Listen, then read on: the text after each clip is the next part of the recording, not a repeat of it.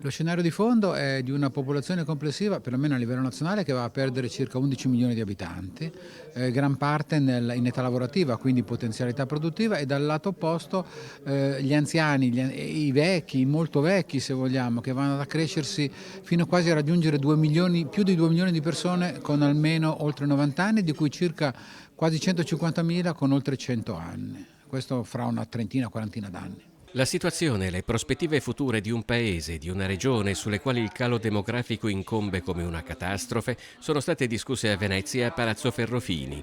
La sede del Consiglio regionale ha ospitato la conferenza delle assemblee legislative regionali europee per analizzare le conseguenze gravissime della denatalità. Si riscontra effettivamente la mancanza di personale e la impossibilità di rinnovare gli organici all'interno delle nostre aziende. Noi stiamo cominciando a vedere, direi da un anno e mezzo, che non ci sono giovani ai concorsi, ci mancano le professionalità e i giovani, anche nei comuni. Nel 1960 in Veneto c'erano state quasi 80.000 nascite, nel 2021 appena 32.000.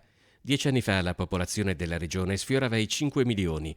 Da allora ha perso oltre 82.000 abitanti, più o meno le dimensioni di una città come Treviso. Le soluzioni stanno sostanzialmente in grandi incentivi per il settore della famiglia, quindi dai giovani alla famiglia, agli anziani, e abbiamo visto proprio oggi dei modelli, che sono i modelli tedeschi piuttosto che francesi, che nel corso degli anni hanno fatto potenti investimenti sul pilastro della famiglia e oggi dopo 10-15 anni hanno invertito la rotta con ovviamente numeri di nascite veramente importanti.